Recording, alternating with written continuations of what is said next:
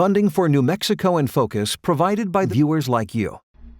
This week on New Mexico in Focus, looking ahead in Albuquerque. Mayor Tim Keller lays out his priorities for the rest of his second term and beyond. I'm talking about groundbreakings now in the state of the city, but if we're looking at completions, we're looking at like 2026, 2027. That's driving me to say, hey, I want to make sure and be here to stick around for that. Plus, we check in with the Middle Rio Grande Conservancy District about how water infrastructure is holding up in a much wetter year. New Mexico in Focus starts now. Thanks for joining us. I'm your host, Gene Grant. We set our sights back on Albuquerque this week as we round out the in-depth interview with Mayor Tim Keller that you'll only see here on NMPBS. Last week, we showed you the mayor's plans to bolster public safety and grow affordable housing stock across the city. We also challenged him on the city's approach to homelessness as a pending lawsuit against the city alleges constitutional violations when clearing Coronado Park last summer. Now this week, we zero in on several other issues, including economic development. The mayor is touting some big projects, the rail trail, expansion of high-speed internet fiber, and the possibility of a new soccer stadium. But there are also some lingering concerns about the money used to prop up another sports arena outside of the city. Here's New Mexico in Focus senior producer Lou DeVizio. Now moving on to economic development, the economy. That Saturday we talked about high-speed fiber, making that available for every city in the home. What's the timeline on that, and will everyone in the city be able to afford it once it is available? You know, this was something that really flew under the radar, I think, when it came out and when we announced it. And I can't exactly remember. There was some reason for it. It wasn't COVID, but it was sort of something like that. And I think it's exciting. Basically, there's a regional company who does affordable high speed, and they're laying their own fiber. And that's important because they don't have to, fight with franchise agreements with the larger, giant multinational corporations. So they have committed to laying their own fiber to every business and home in Albuquerque. And they're also, their whole program is about affordable high-speed internet. And so it's a matter of time. I think it's a 5-year rollout. We could get you some more details on that, so it's going to take some time. But it'll effectively end the digital divide here. And so we're very excited about it. But, it's still, years away. But I saw them digging. I mean, they're real. They're adding fiber. So as long as that company keeps going, we gave them the franchise rights and the licensing to do it. That's sort of the city's role in the easements and so forth. And so now it is in their hands to sort of finish the job. But as long as they do, it's going to be an amazing thing for our city that we've long wanted. You also talked about a different way to connect people, the rail trail. The city secured $40 million for that project. Is that enough to get it done? And do you have a timeline on this project too? So we're hoping to break ground on this project this summer as well. And it's just such an exciting idea. So it's this, pedestrian parkway that connects the rail yards along downtown, and then it curves all the way to Old Town. That is incredible to connect like our two sort of biggest tourism destinations and sort of the hearts of our city, old and new.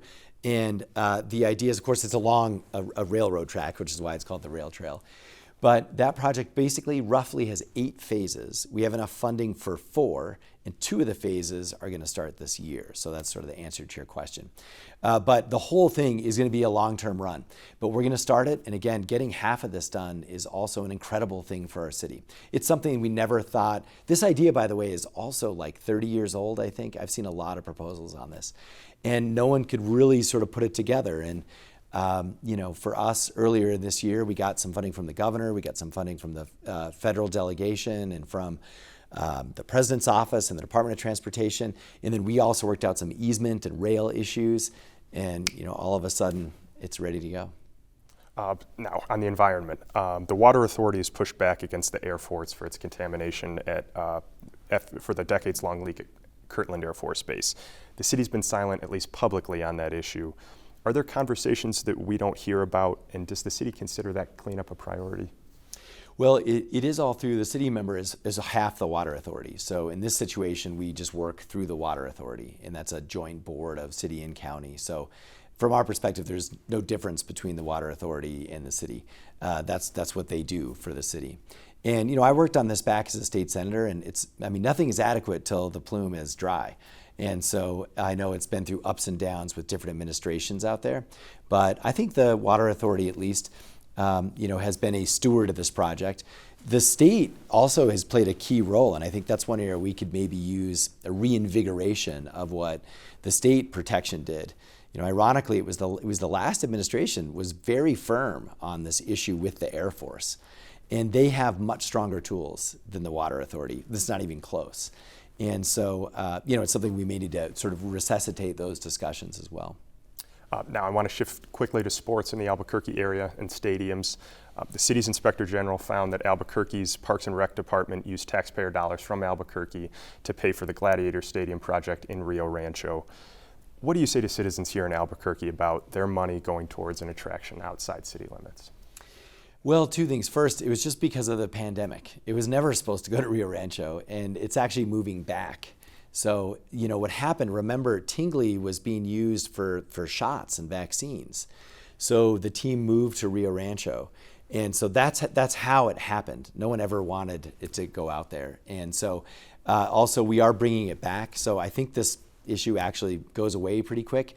I will also note that opinion that you referenced was repeatedly by lawyers found not to be legal. So that's just one thing too. The issue about where it is, I agree with. But we support our sports teams. I mean, I get capital outlay funding for nets at the Isotopes. The United has all sorts of funding to convert the baseball to soccer. So, the city supports our sports teams and our venues a lot, and I think it's a good thing. We do need to do it in Albuquerque, so I agree with that, but it's just a function of the pandemic. You mentioned that statement being refuted by legal opinions. That was your representation, the city's representation, that disagreed with that, with the Inspector General. And according to KRQE reporting, the AG has opened an investigation. Is that something that you've been involved with? Have you had to cooperate with that investigation at all? I haven't been involved at all, but I'm fully confident in the legal opinion. And even if it is, I mean, these kinds of issues with capital outlay projects, I mean, this is about kitchen equipment for nonprofits. We do work through these issues all the time. We're certainly happy to help with whatever, but I know, you need to be a lawyer to give a legal opinion, and so I trust lawyers on this issue. When will that turf be moving back? You said that it'll be happening. I think it's scheduled to move this summer after their season, and that was only because of sponsorship agreements that they were already tied into. And again, it'll go to Tingley, which isn't the city either. I mean, that's the state actually. And so Tingley can use it for whatever they want, but if there's some other purpose or whatever, I mean, I think then it becomes Tingley's issue to deal with. But we're happy to support our teams, and so we're not giving the netting back at the Isotopes, or changing the funding that we give the United to take the mound off the field, and these are all sort of part of what Parks and Rec does. So I think in general they do a good job. You mentioned NM United. That stadium bond proposal obviously failed back when you were running for re-election, and we've heard about it maybe going to Balloon Fiesta Park. What's the status of that, and where does it go from here? This is a really interesting one. I think the vote was the vote, so we respect that. And so I think we learned a couple of things, and I set some criteria. I said, look, if we're going to be involved in a stadium, it's going to honor what the voters said. So number one is we're not going to be the majority investor in the stadium. It's not going to be a city stadium because voters didn't want that. I also said it's not going to be downtown. I wanted it there, but I understand voters didn't. And so we said it needs to be in an existing place where there's existing infrastructure like parking and access, so it just doesn't create all these burdens on the city, right, to build out around it. And so when you look at those criteria, really the Balloon Fiesta interestingly fits in a really good way. We have this amazing facility that's rarely used throughout the year.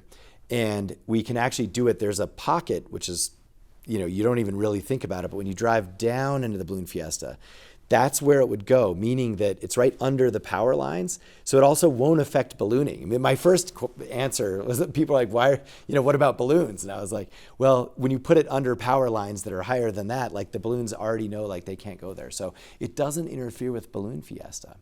And so now the ball really is in the team's court. We have enough funding to do the sort of under the ground improvements, which we need to do anyway. Electricity, sewer, water, we've needed all that out there. So we're going to do that, and then we got to fix the parking. And then they would actually build the stadium. And we'll have an MOU and stuff to figure out how to share it with Balloon Fiesta. So really, we're going to do our part, and I think we need to do that anyway, whether there's a stadium or not. And if the team can deliver on the financing and what they need to do for a stadium, hopefully by the end of the year, we'll have an agreement to actually make it work. Welcome to our Line Opinion panelists. For the second week in a row, we're joined in studio by UNM law professor and president of the housing assistance nonprofit Amparo. That would be Serge Martinez. Tom Grover is here. He's an attorney and former Albuquerque police sergeant. And across the table, we're pleased to have Lan Ceta, again, policy director of the Center for Civic Policy and a former Albuquerque city councilor, of course. Thank you all for being here. Since their first season in 2018, New Mexico United has captured the attention of soccer lovers and sports fans across the state, certainly. That fervor has its limits, however. In 2021, voters rejected a bond that would have funded a new soccer stadium for the team and delivered a major blow to an economic initiative that Mr. Keller was pushing. In our recent discussion with the mayor, he said plans for a new stadium are shifting to Balloon Fiesta Park, and the city would not be the majority investor in that stadium. Now, Serge, let me start with you. What happens next is up to the soccer club. All this to ask, should the mayor get his hopes up on a new stadium funded by United? Would the economic benefit be worth the potential headaches of interrupting Balloon Fiesta Park? I mean, there's some joking about high-powered lines there that the balloon people are going to have to deal with. What's your initial reaction to this? Should the mayor be the face of this?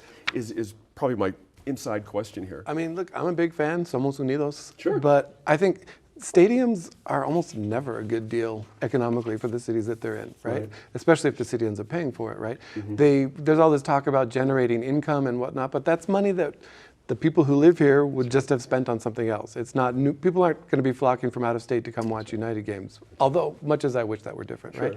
And I think any sort of, situation that has the city investing heavily in a stadium that's going to be used not that often, not that regularly, and is not going to bring, the benefits that frequently get touted, is a mistake. Like, more power to United. Build a stadium. That's great. Build it yourself, and don't make the city pay for it. Yeah.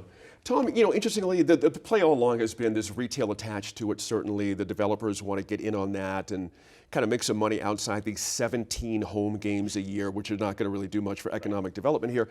But I ask again, is the mayor too much in front of this issue as the face of it? I mean, we think back to the time he stood on that pickup truck bed announcing this whole kickoff. Didn't work out.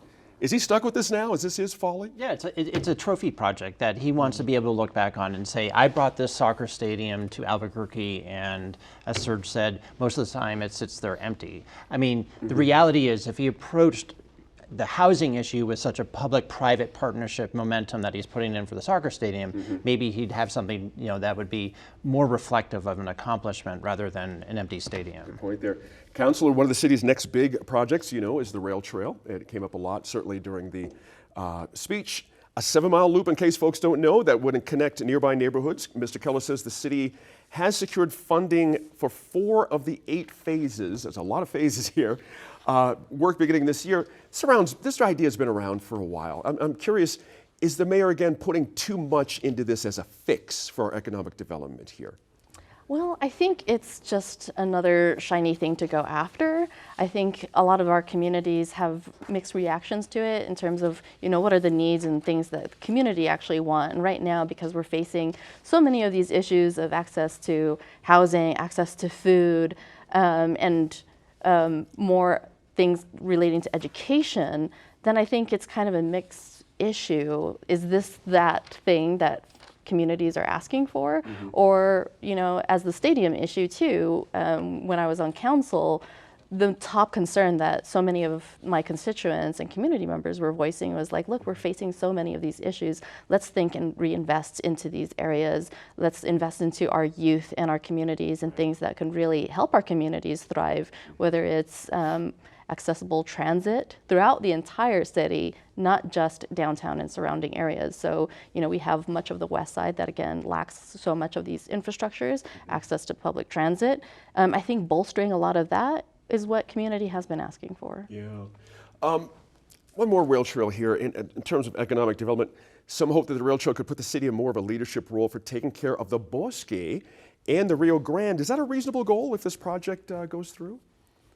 I have to say I'm not really sure that I can speak confidently on that, right? I think, right, obviously if more people are spending time on the trail and going through the Bosque down by the river, that would, I mean, I think it is criminal how little, we take advantage of that river right here and the Bosque as a community. Every time I'm down there, I'm like, why are there, I'm delighted that there's not more crowds, but I'm wondering why there's not more crowds down there. So anything that would do that would be great. And I think this initiative sounds cool, but it is a question I think of also, how does this fit with the other priorities that are facing the city? And all those phases too, 8 phases is going to take a long time. Yeah. And he clearly made the point after he's gone, someone's going to have to pick that up.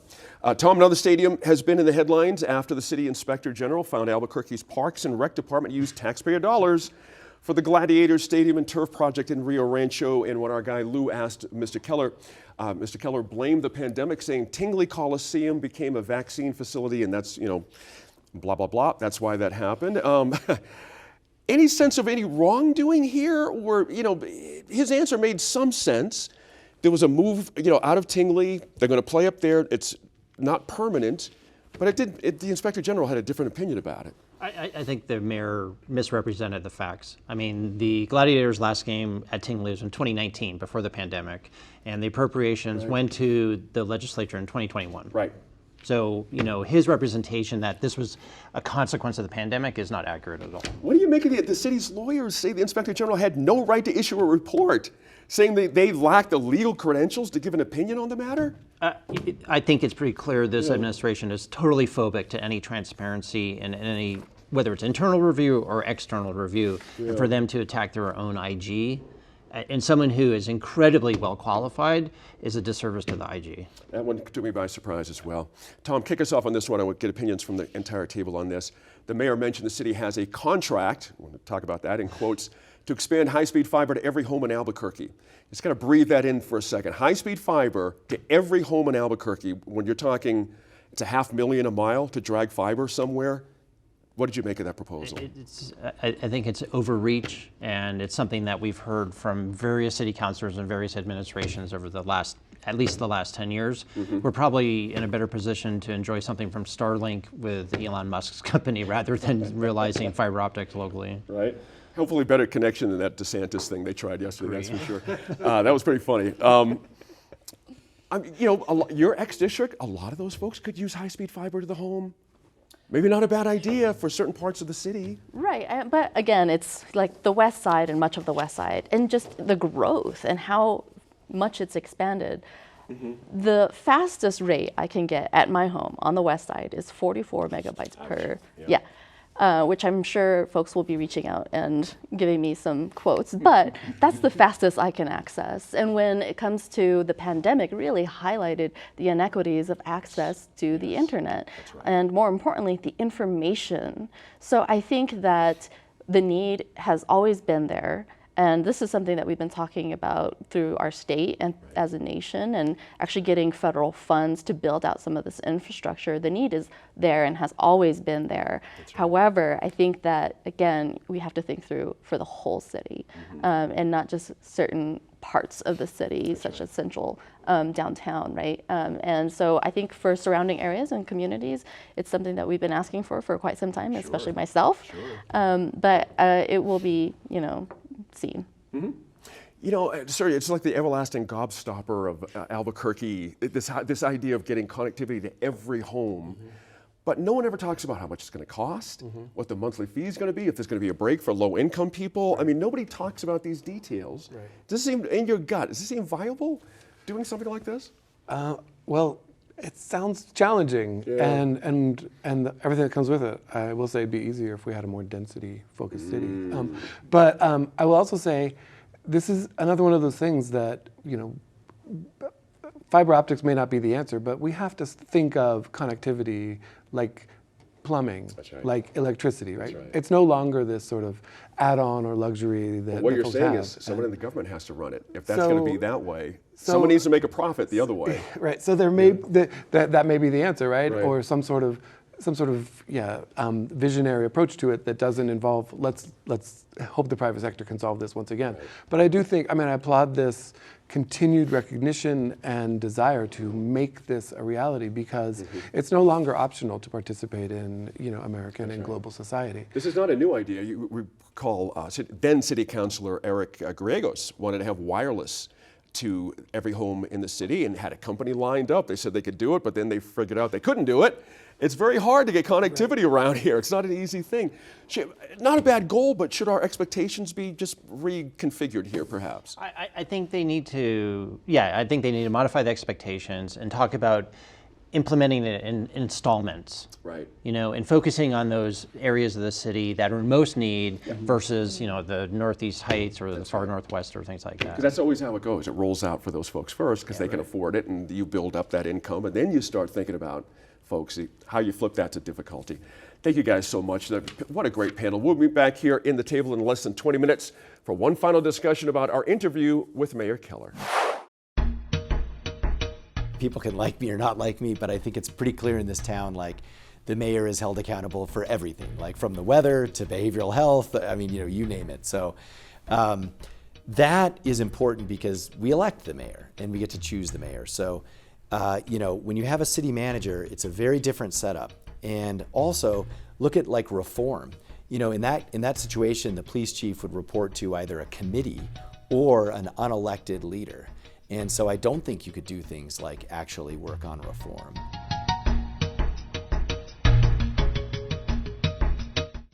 Last year, we had the head of the Middle Rio Grande Conservancy District in the studio when the river was about to dry and farmers were facing shortages. This year, we have a different situation right now in the Rio Grande.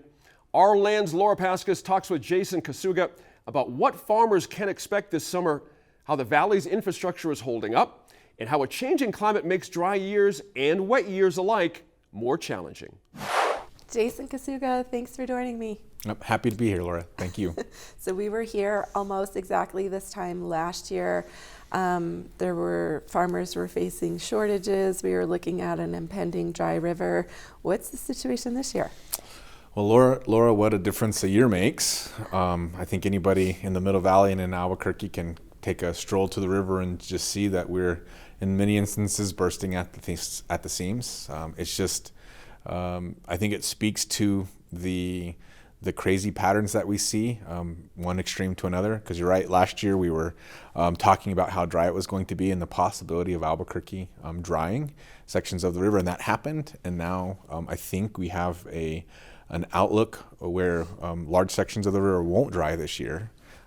Certainly not Albuquerque, and in some instances in Valencia County, we're working tirelessly to keep spoil bank levees from breaching. So it is a very different water year from 2022. Yeah.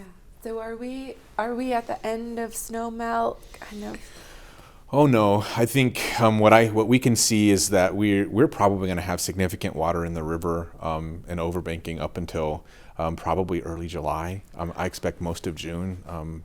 We're not necessarily going to see those conditions, and even when we get into early July, MRG City will still have its supplemental water from the San Juan Chama Water Project. So I really do expect farmers will have a lot more surety on what the season will look like. Obviously, if we get into July and August and it doesn't start raining, there can be some back end pressure.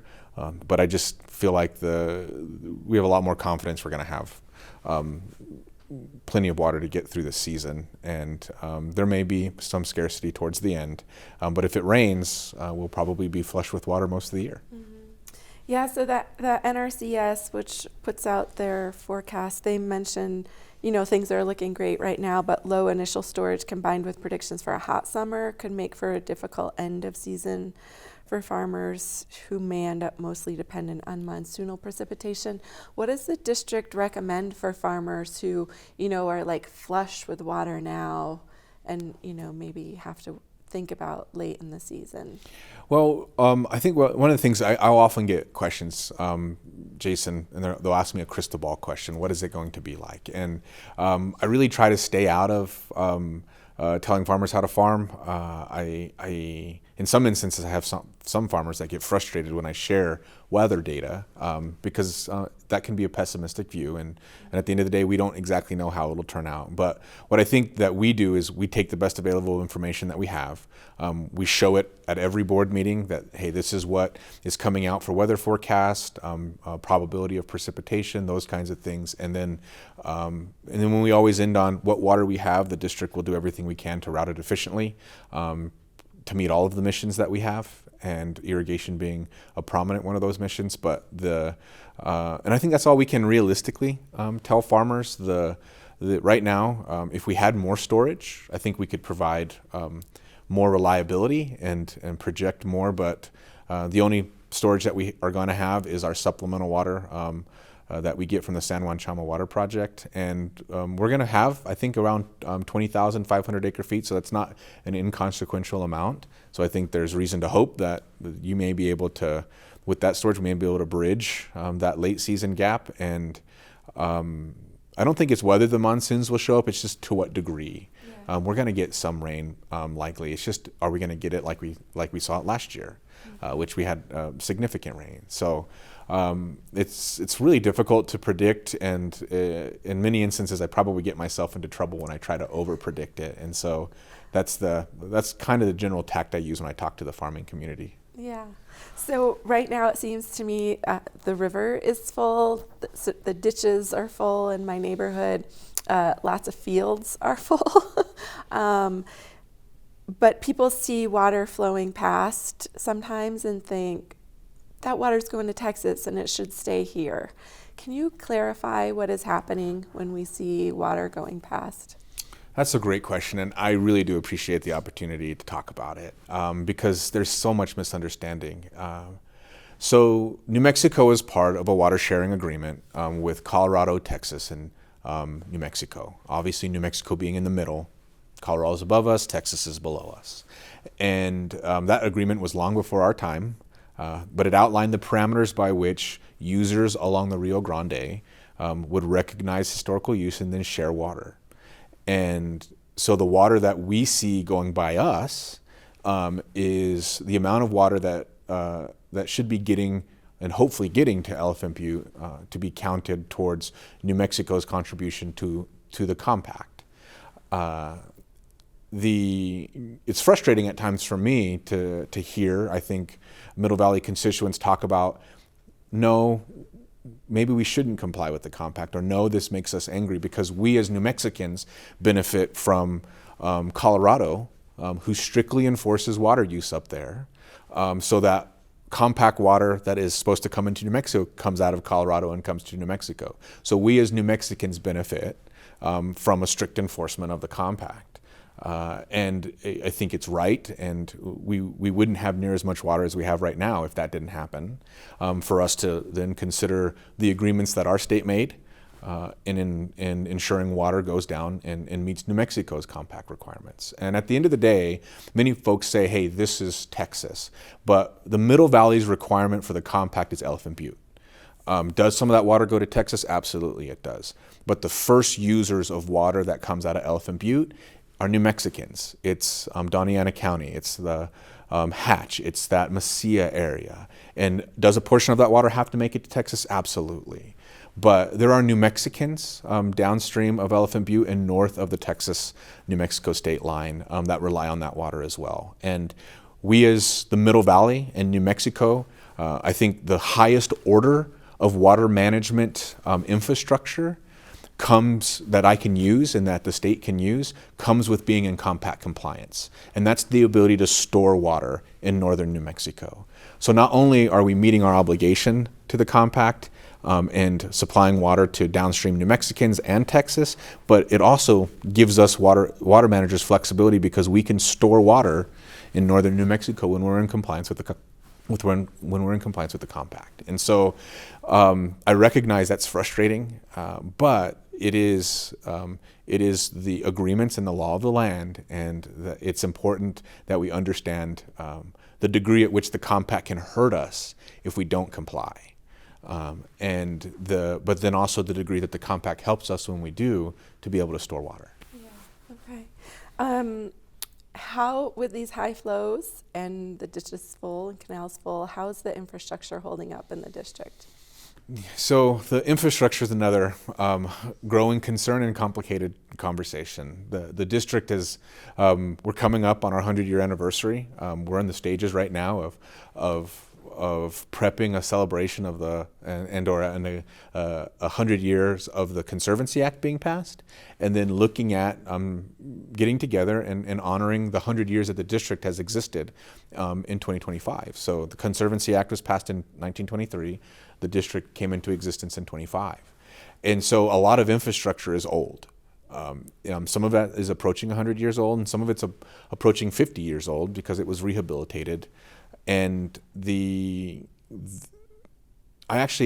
put this in a paper that we published, but I think water, the difficulty with water has always been around. And New Mexico has faced that. It's nothing new. People are looking at the Colorado River now and looking at the Southwest, but New Mexico has always dealt with a flashy water system, right?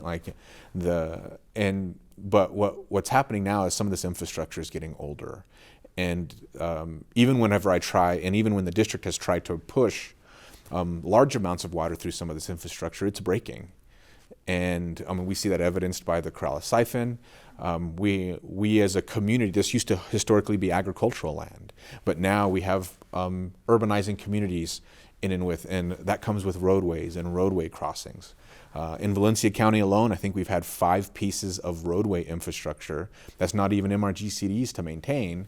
It's other entities, but those have collapsed, which then we have to turn our canals down so that they can be fixed, and that hurts water delivery. So infrastructure is a huge conversation, and the district needs to be investing in our infrastructure, and we need to be working with our partners who have infrastructure within MRGC right-of-way to invest in that too, because aging infrastructure, just like all over the United States, is becoming a significant issue for us. Yeah.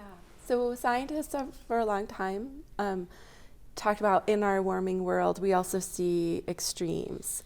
And so we'll have a very long dry spell, for instance, and then can see early, quick runoff of snow melt or big storms in the summer.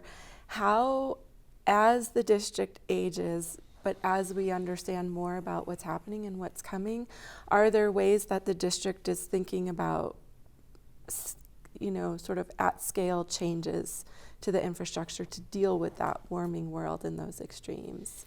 Yeah, and so I think that is I think another important question, because how do we get our water? This system was historically built on maximizing water that is produced in the mountains and then flows down and hits the river.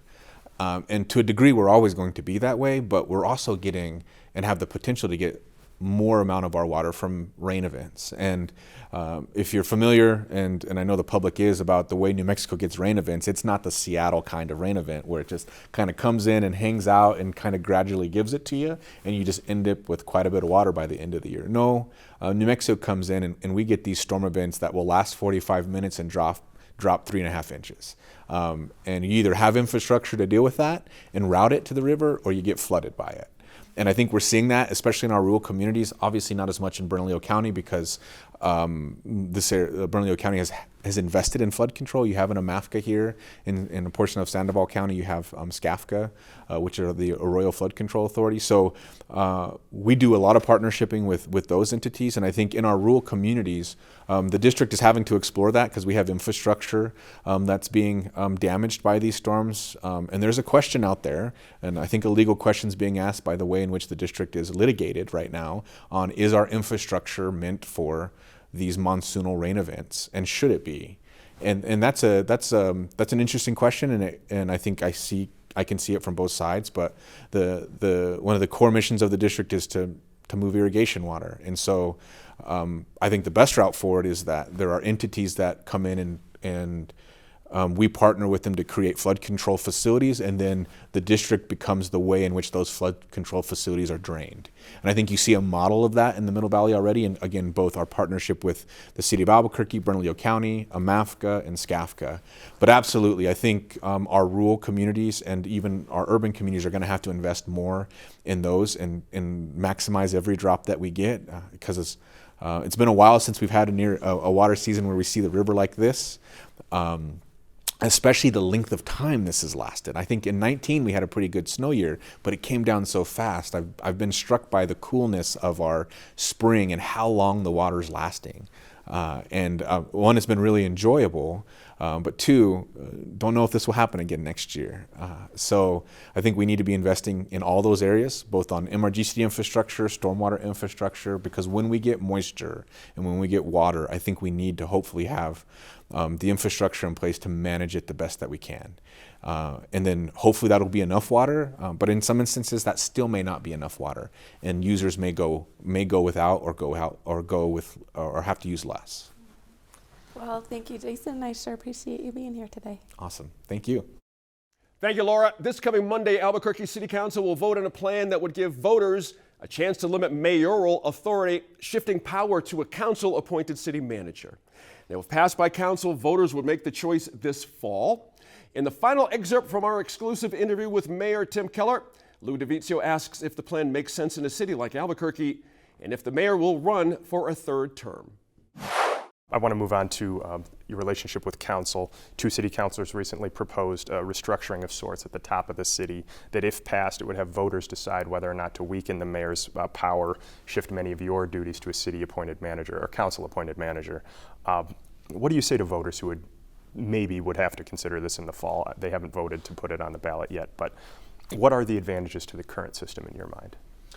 You know, I think there's really fundamentally 2. Number 1 is you have individual accountability. So, you know, people can like me or not like me, but I think it's pretty clear in this town, like, the mayor is held accountable for everything, like from the weather to behavioral health. I mean, you know, you name it. So that is important because we elect the mayor and we get to choose the mayor. So, you know, when you have a city manager, it's a very different setup. And also look at like reform. You know, in that situation, the police chief would report to either a committee or an unelected leader. And so I don't think you could do things like actually work on reform. So, you know, look, the trade-off is really, do you want government by committee and an unelected manager? I just don't think that's a way to lead an organization. It's not a way to drive innovation. I will say this, it might be a little bit more stable. I will agree to that point. But I would trade innovation and leadership in a second for like stability. And so I also think if you look at, you know, checks and balances, you know, to me there's something democratic about branches of government fighting with each other. Like, this is America, and this is what we have in Albuquerque. If you get rid of a branch of government, I mean, you really have a committee of, you know, people who are beholden to just a region of the city, right? Just a slice of the city. No one is looking at the city as a whole. And that really worries me. Because, you know, people get provincial, like they want blank in their neighborhood and that kind of thing. And who represents the city? In that world, the answer is no one other than an unelected city manager. You're almost halfway through your second term as mayor. What are your top 3 priorities as you finish out the rest of this term? So the first one is to finish out this spectrum of services that are related to homelessness and housing. And so ACS is part of that transporting. The Gateway is part of providing those services, and then, you know, increasing the housing stock is sort of on the other end. The second thing is public safety. So, you know, we do have to get, you know, fundamentally, we need to feel safe. I think one challenge is people don't feel safe, and that's the hardest part, actually. But we also have to get, you know, our statistics and crime numbers in a way that sort of actually demonstrate that we're safer. So that has to do with what we're doing at APD with the different initiatives around technology and civilianization, but also think about homicide. I mean, you know, we quadrupled, I think, the number of homicide detectives, and now, you know, we used to catch, if you shot someone in Albuquerque, it used to be you have a 50% chance of getting arrested. That's terrible. Now it's like 92. If you shoot someone in this town, we will catch you.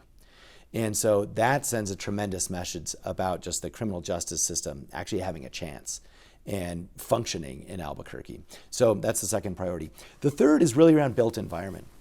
You know, we're investing in our underserved neighborhoods in ways that are, you know, generationally defining.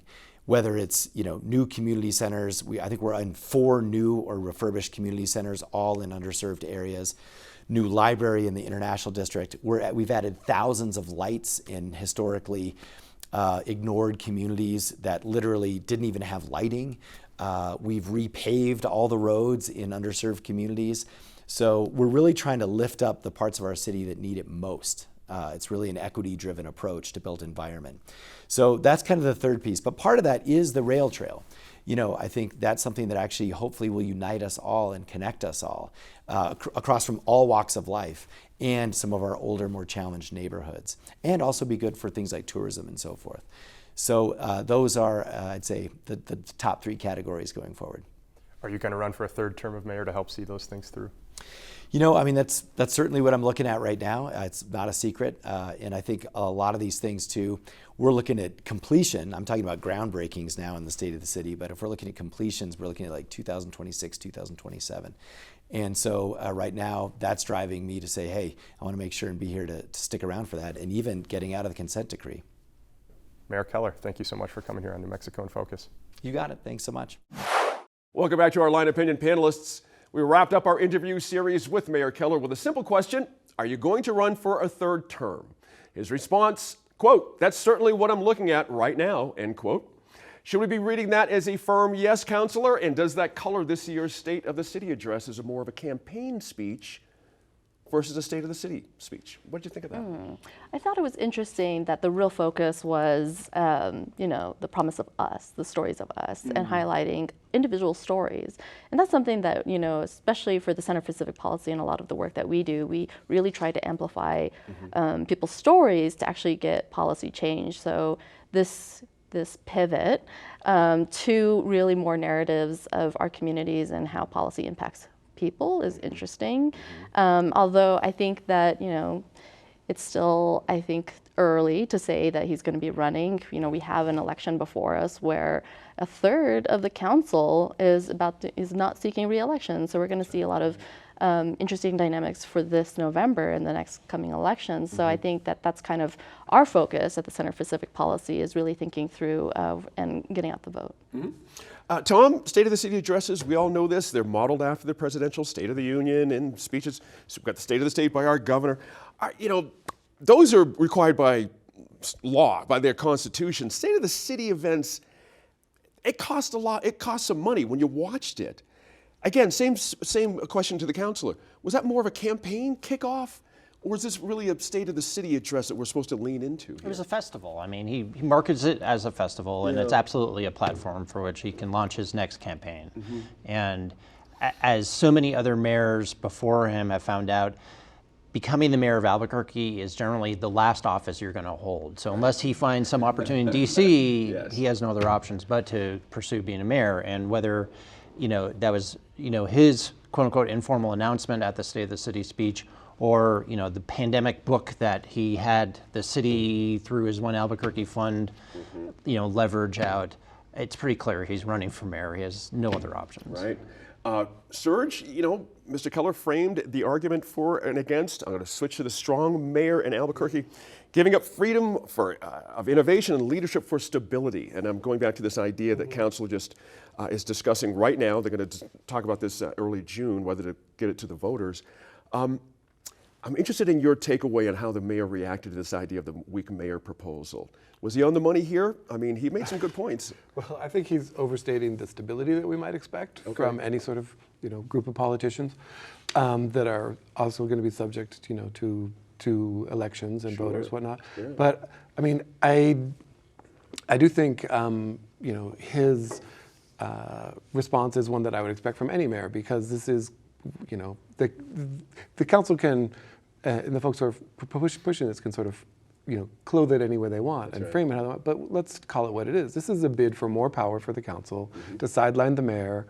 And you don't like the mayor, so let's try to overhaul the entire political structure of Albuquerque. Seems to be what's going on here. That this particular council does not like this particular mayor, which is why this is on the table now, you're thinking? That's what I think. That's my take on this. I mean, and that is no way to run a city, right? To think about how we structure our city. But setting that aside, right? It's an interesting question, how should this be structured? This is not, inherent law of nature that you have to have a strong mayor and a city council, right? I mean, I personally I'd have to think about this a lot more and learn a little bit more about the pros and cons. But I do think, the timing to me it's not obvious to me that this is the moment where we need to do X, Y, or Z, but it is clear to me that this council does not like this mayor, and this seems to be an obvious response to that. Interesting. I have to ask, as our city councilor here at the table, interested in your view on this. Is there pros and cons that immediately jump out to you? Because the mayor made an interesting point to me. An elected mayor is more accountable to the, people vote for that person. Does that make sense?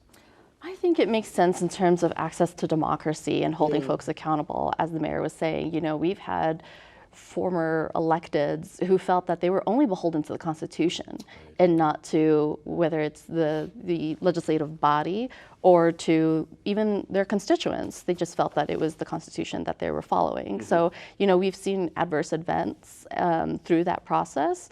And I think right now we're at the cusp of Albuquerque really wanting to see a change in more representation. Right. When the city council was formed back in '74, that was before my existence, that was before even my mother arrived here in the city of Albuquerque, we were more of a commission, right? And we changed to a city council. And even then, the population per council district was only 30,000.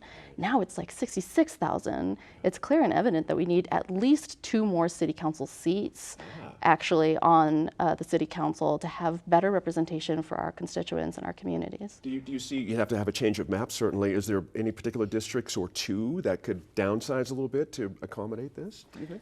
Well, through our work, we've been really looking at more equitable lens to have a real reflection of our communities on council, to have more communities of color actually represented on council. I think by the time we redistrict, again, in 10 years, things will change. So, to say that there's certain boundaries that we should have now, it will be completely different in 10 years and through census. So we'll see. Good points there. Tom, Mr. Keller said his 3 priorities for the rest of his term are housing and the homeless, public safety, and community development. And as the mayor looks ahead in pursuit of a 3rd term, are those things he should be concentrating on, or are there other issues, if you're going to run, that you should probably be talking about as opposed to things that happened in the past that may not look so great? I mean, I think those are obviously the primary issues and the primary challenges that are facing the city and need to be addressed. But public safety has to be at the top of it, because unless that's maintained and brought into a reality, all the other things are going to be suffering from the consequences of having no public safety. And I think the mayor's posture on crime trends going down, even incrementally, is completely fictitious. I mean, there's just the data is not going to support it, and they can produce whatever graphs they have. It's not going to be valid data until we really start peeling it apart. And if anyone doubts that, just take a drive from San Mateo up to Louisiana on Central on any evening, and it's just tragic what's going on. Yeah, it is unfortunate. Let's zoom out, guys, a little bit and consider Mr. Keller's time as mayor in the larger frame.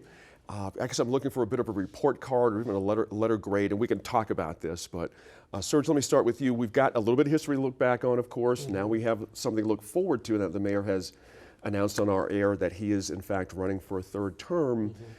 You can parse it 1st term, 2nd term, whatever way you'd like it. Has he earned a 3rd term?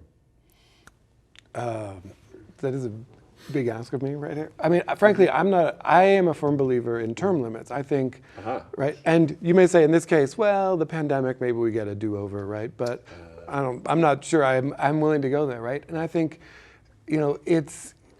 it's true that a lot of things that happen need to percolate over time. And the mayor talked about wanting to be here when certain things, are finished or give fruit. Sure. But I think, term limits that are popular for a reason, because we want to make sure that we have fresh ideas, new people, that someone doesn't get too entrenched, too much power, too much identification as I am the government and whatnot. So I'm actually... We've had that issue in New Mexico a bunch over the years. Yeah, right. And so I mean, I would push back a little bit and say, should we have anybody having a 3rd term? And I respect politicians who say, you know what, I've had my 2 terms, my 8 years, and I'm ready, I want to bow out. I'm not convinced that there's a need for anyone, this mayor, any other mayor, to go to a 3rd term. Interesting point there. I'm curious, Councilor, 3rd term. Is it viable for the city? Has he earned a 3rd term? As opposed to just resting on his laurels, so to speak? Well, I think that a lot of these issues that we faced, again, we're not talking about his run for his second term. This is a third term now. So we can't just say, well, there were so many issues that he was coming into, whether it was, you know, the art project or coming into the consent decree. Now, you know, he should be a veteran at policymaking and the 30,000-foot view of how we actually apply, you know, legislation. What was interesting to me is he was talking about building back, you know, in a more equitable view and committing to our disinvested communities. You know, that part was interesting to me in respect that, you know, that may not be under his purview. That's the city council. They're the appropriations and the purse of the city and how we view and they appropriate to our communities. But I think that, you know, he has made a lot of progress from what we've seen, and, you know, whether it was facing some of the historical disinvestments and creating a really thriving department for the Office of Equity and Inclusion, and actually holding and bringing in all of our communities to policymaking and having a say-so in it. How much should we count that? That's a fairly major turn of events for city government. How should we accommodate that or reward that? Is it a big deal for the city that folks may not understand the full extent of it, creating that department? I believe so. And, you know, for me and my communities, especially for our Asian American, Pacific Islander, Native Hawaiian communities, you know, a lot of our communities had been historically ignored. And I think that we still need to reflect and look at more of some of these gaps. Again, you know, we would not exist as nonprofits if government did their jobs and provided equitable access. So I think that there's still a lot of issues to address. Whether he has done and committed to all of his promises, whether it's the first or the second term, is, you know, I think arguable. But I think that a lot of this takes time. I am actually somewhat agreeable to Serge as well, where, you know, we need some innovation and sometimes we just need new folks. So that part, you know, I'm still on the fence with. Yeah, fair enough, absolutely. I can't let you get out of here, Tom, without talking about public safety and this idea of using civilians. The mayor leaned on that pretty good in this speech and also here with our Lou DiVizio as well.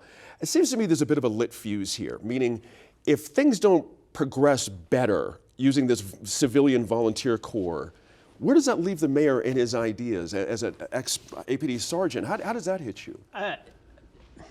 It validated and echoed what his posture has been from day one, which is in their own correspondences between each other, the mayor and the former CAO. They were always talking about reimagining policing.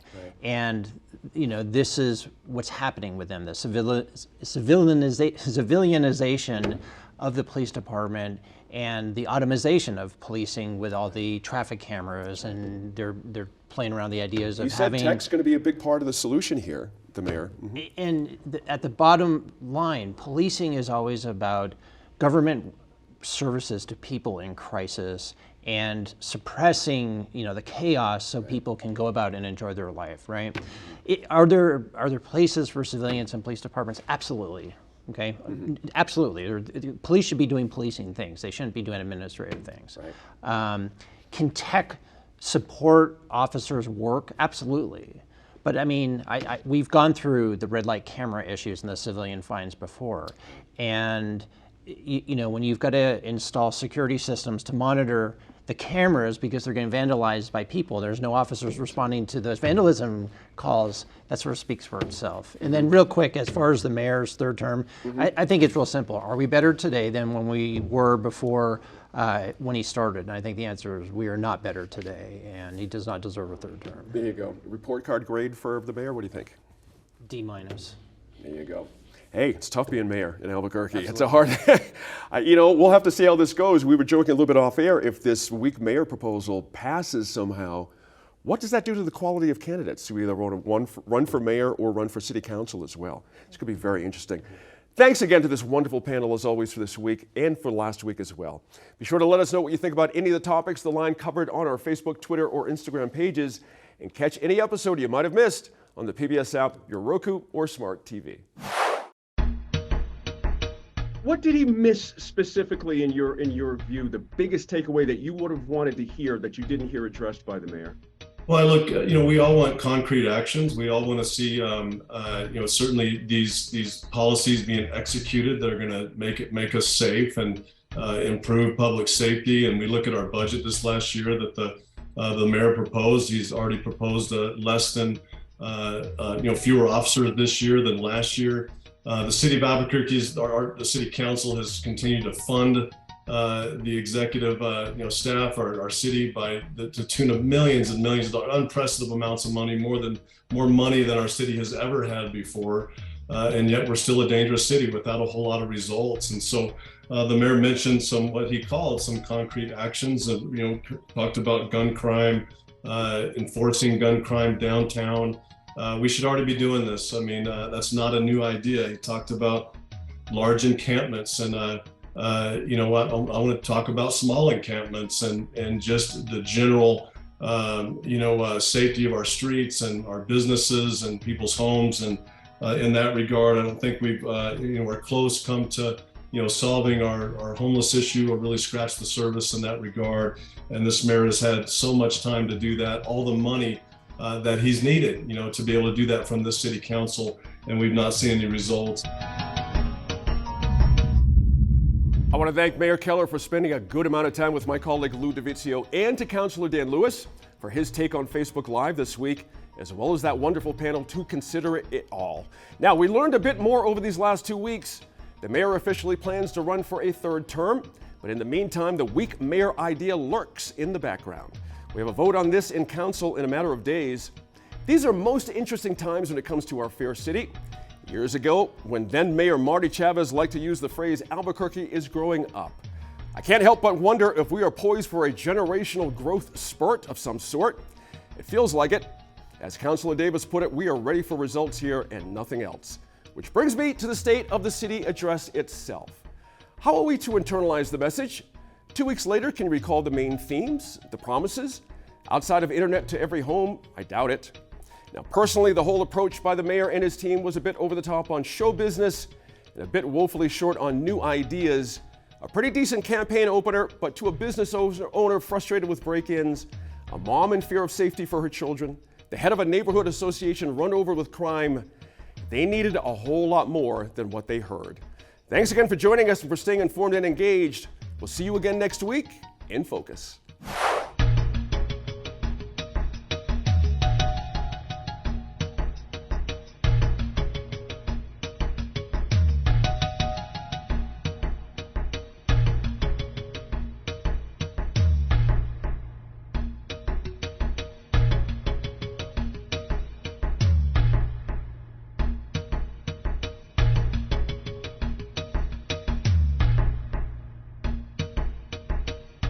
Funding for New Mexico in Focus provided by the viewers like you.